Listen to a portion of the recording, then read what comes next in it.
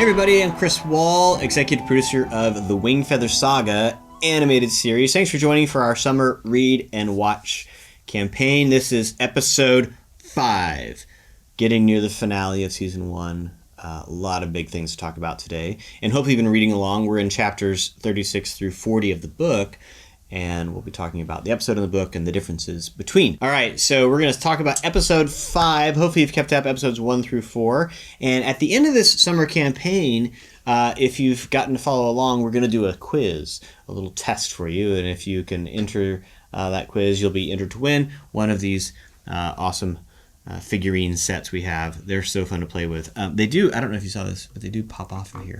Boop! Yeah, so they're fully mobile, then you can do all kinds of cool posing and things like that. All right, I'll get the first question. Where did the idea for this episode, Fruit for Zouzab, come from?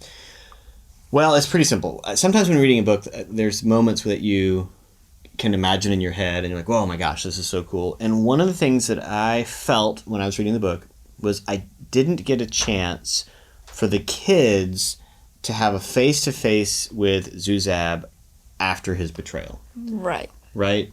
Because they're friends, right? Especially for Tink and for Janner. Like, they've known this guy for a while. They've played with him, you know, at the shop. And then he betrays them terribly. And I wanted them to be able to see them, right? To look them in the eye and just... If you've ever had that as a person, be disappointed by somebody that you thought they were going to do something and they did something differently. And to be able to look at them and go, wow, you just did that to me. Openly, right? That feels like something, and I wanted that to happen. And so kind of framed that as a key. How do we get to that moment, right? How could that happen? Along with all the other kind of big pieces of it.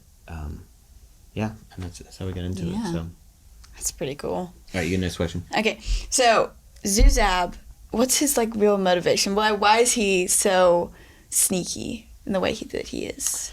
I think the way Andrew and I talked about, the way that he wrote Zouzab and all the Ridgerunners is they're just inherently deeply selfish, and they kind of could care less about anybody else that they deal with, right? They're going to take care of themselves. And so what do Ridgerunners love most of all in all of the world? Fruit. Yep. I like fruit. I don't love fruit that much. I don't think I'd betray my family for fruit, but a Ridgerunner, we think would. Now, Zouzab's interesting. So do you remember, if you've read in the books, Oscar found Zouzab. Do you remember this? In a crate. In a crate. It's supposed to be filled with books. Right. And there was probably some fruit in there, and he got some, and then there he is. So he's a little fella. And then Oscar takes him in and kind of helps raise him, right? But that didn't develop any loyalty. No. So, yeah. So as a character type, I think he's somebody that's easily swayed, right? Right. So Oscar's been very good to him, and then he realizes the power that the Fangs have. He could probably align with them and get a little something, right? Right. And presumably we don't see it, but off screen he's probably getting baskets of fruit from the Fangs, and that's enough for him. So, yeah, it's obviously super disappointing because he's such a fun character and so interesting and thoughtful, and then he does this terrible thing to the kids. Yeah. It's kind of sad, but it's also kind of fun to watch him like sneak around, like especially if you've read the book and then the whole book and then you watch the series, you're like, oh, I know what he's doing. Yeah, so and in fun. the book, I'll just comment on this. It was a little too complicated. So in the book, Zouzab is the one who stops Slarb from attacking them in the alley. Right. Do you remember that? Yes. He throws a brick and hits Slarb. Which got weird for me because he's trying to betray them, but also saving them so that he can betray them on his own. And that just it was too many motives, and so we changed that in the series to simplify it, just to make him just a clean betrayal without protecting them, because it was like the idea that he was protecting them so that he could betray them, and that just got too complicated. So. All right, I got this next one. Things diverge pretty majorly from the book in this episode. Nia and Poto are captured, thrown in prison. The children then formulate a plan to help them escape with Oscar and Farinia. In the books, the whole family is taken to prison together. Why did you decide to include a prison break plotline in this episode? We talked a little bit this in the last episode just because it was setting it up. But one of the first ideas we had from one of the writers was, as we're thinking about the series, who are the kids' friends? Right? Like, who do they live with? Who do they... Like, they've been there for 9 years. They would have friends to hang with. which is why in episode 3 we introduced those friends so they could play Zibsy together. And so we went with the idea that there were probably some people who were close friends, like Sarah, some that were like, yeah, we'd wave to them, but we don't know them that well, just to kind of establish that they actually live in the town. They're not just like there, do you know? And so then if that's true, then how would that, when all these bad things are happening to their family, how would those kids play into it, right? Right. So we started that, and then it was, okay, I only want to go to jail once because I want that to be a one-way trip. I don't like the idea that, like, go to jail, but then it's a hand slap and you get back out. It just makes the fangs not all that threatening. All right, do you have the next one? All right, yes. How do you approach fight scenes, like finding the right balance between including necessary violence and keeping things appropriate for kids? Great question. How old are you? I'm 14. Okay, so it was probably totally fine for you, right? Okay. Was it a little scary for you when you were watching the fight sequence in this one? Nope. Really? Are you sure? Yes. So I was really worried about it because I do think there's violence when someone's being heroic, right? When someone's fighting back against evil and there's justice, and I think that we can take that in a little better.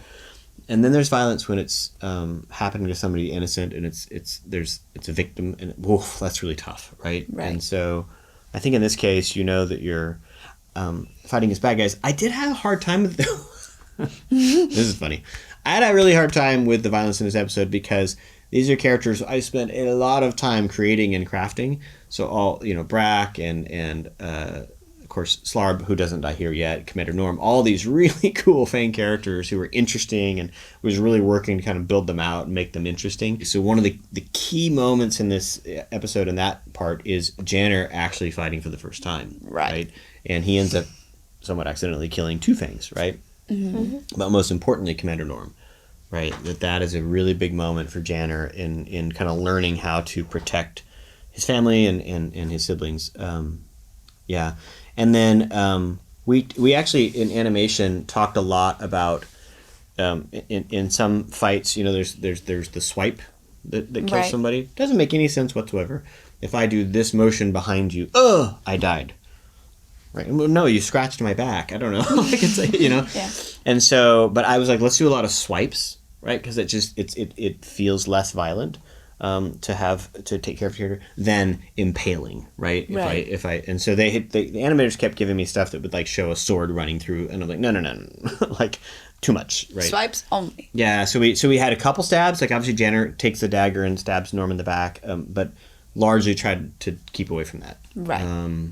Yeah, and then obviously make it so that the family was getting beat up too, right? That they're having that. So, yeah, that's a good one. What's your question? The next one? Peet's claws come out of the episode. What's the process for coming out with this design? Yeah, so it's interesting. So up till now, we've seen him with sock hands, right? Socks over. So I'm sure you had an imagination of what his hands would look like. Did it look like what you thought? Yeah. Yeah? Did you remember how they were kind of reddish? How did you put that in with the... Well, so why would they be red? I think that was... So let's ask about that. Why do you think they'd be red? What do you think? Well, not from blood. Let's just not get gross here. So if spoiler a little bit in the future, but if he has hands that are partially melded, right? And so if that's another creature, what kind of creature would it be? What do you think? A hawk. Ah, I agree. And so hawks, interestingly, have interesting kind of red colors sometimes on there. So we looked at lots of different birds, actually. Looked at lots of claws and imagined, okay, how could you take fingers and make it look like those claws, but then also believe they could fit in socks. Right. I don't think they actually do in the model. But imagining that they could, right? Because if they came out and they're like huge, right, you're like, there's no way that was ever inside socks, right? And so you have to imagine that, so there's these little socks in there, that it actually was going to fit in there and be folded up. So we didn't want to make them too large. And then it was what looked interesting and didn't, is it the whole hand as a claw? Is it just the fingers? So we actually did a lot of drawings on that to kind of see what we liked. And then ultimately, it's like taking a hawk and kind of putting on the end of it. A red-tailed hawk. Yes, I think so. I get the next question? This one. About Blagus? Yes, right. So the Blagus boys play a pretty big part in this episode. What inspired you to include them in this section of the story? Well, like I said, it was like, who are the kids' friends? Like, imagine they have friends. And Mayor Blagus needed to be conflicted. So, of course, in the previous episode, we have Nia getting really upset with him and needed to have skin in the game, right? So his 2 sons, obviously, in a disruption to Glipwood, it's like, how do I make sure my kids aren't going to get captured? He doesn't know for sure, but he thinks because he's the mayor and working with the Fangs, maybe that holds him at bay. One of the comments we saw, and thank you, hey, be sure to comment on the video here, all your questions. We'll try to answer them in there if we don't get them here. But one of the comments from the last episode was, wait a minute, didn't Mayor Blagus have a daughter that was taken? That's true. It's really sad.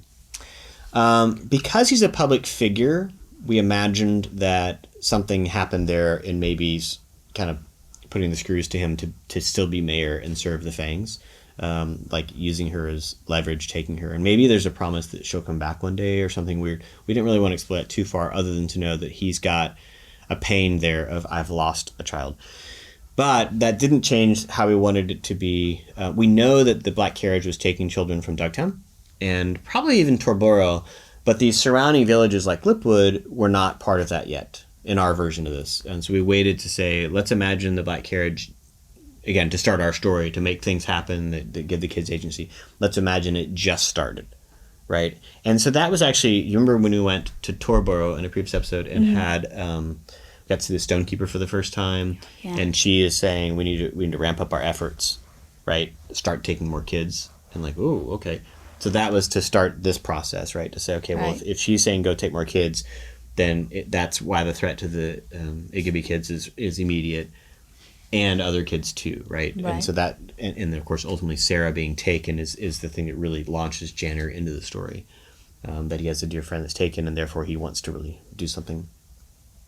So so it's kind of a long setup to get that, but the Blagus boys, wanted the kids to have friends, like to not be just alone in that seaside town, and they imagine that perhaps someday those kids. Actually, we talked about it in season 3. Could we have the Blagus boys show up having been captured? It felt a little dark, so we haven't done that, but it's a maybe. Yeah. All right. One last question. You want to do the last one here? It starts to see Poto and Buzzard really make up in this episode, but Willie still pulled one last prank on Poto. Was his apology sincere? It's a good question. I don't know. What do you think? Was his apology sincere? I feel like he was probably sincere in half of it, and then kind of towards the end he was like, well...